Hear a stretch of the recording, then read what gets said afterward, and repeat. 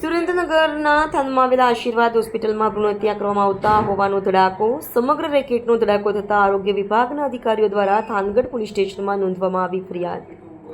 તપાસનો ધમધમાટ શરૂ. હોસ્પિટલ સંચાલક રાજેશ ગોજિયા, દિનેશ અને નીતા ઝીંઝુવાડિયા સામે કરાયો ગુનો દાખલ. ગેરકાયદેસર ભ્રૂણ હત્યા કરવામાં આવતી હોવાનો ધડાકો. ડીવાયએસપી સહિતના અધિકારીઓ દ્વારા તપાસનો ધમધમાટ શરૂ કરવામાં આવ્યો. ગુજરાતના અનેક જિલ્લાઓમાંથી ગર્ભવતી મહિલાઓને બોલાવી અને ભ્રૂણ હત્યા કરવામાં આવતી હોવાનો પણ તપાસમાં ધડાકો. સમગ્ર રેકેટ બાદ ફફડાટ ફેલાયો. મહિલા સહિત 3ની પોલીસ દ્વારા અટકાયત કરી વધુ તપાસ હાથ ધરી. ગતરોજ 10/9/2025ના રોજ થાનગઢ પોલીસ સ્ટેશનમાં એક ફરિયાદ દાખલ કરવામાં આવેલી હતી. આ ફરિયાદના ફરિયાદી ડૉક્ટર દિલીપભાઈ ગોવિંદભાઈ વાલાણી, જે પોતે CDHO કચેરીના હેઠળ મેડિકલ ઓફિસર તરીકે ફરજ બજાવે છે.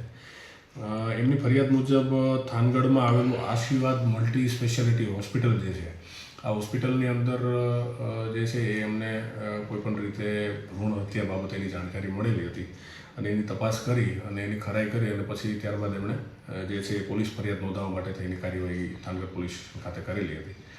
એમની ફરિયાદ મુજબ જે છે એ હાલ આશીર્વાદ મલ્ટી સ્પેશિયાલિટી હોસ્પિટલના સંચાલક રાજેશભાઈ ગીગાભાઈ ગોજિયા, દિનેશભાઈ પુરુષોત્તમભાઈ કરસંડિયા, હોસ્પિટલના કામ કરતા નીતાબેન ઝીંઝુવાડિયા અને એ સિવાયના જે પણ લોકો આમાં ઇન્વોલ્વ હોય એમના વિરુદ્ધમાં ફરિયાદ આપવામાં આવેલી છે. આ ફરિયાદ મુજબ આ હોસ્પિટલ દ્વારા જે છે એ મેડિકલ પ્રેક્ટિશનર એક્ટની જે પણ કલમો છે એમનું ઉલ્લંઘન કરી અને ગેરકાયદેસર રીતે ભ્રૂણ હત્યા કરેલી હોય એ બાબતેની એમની ફરિયાદ છે.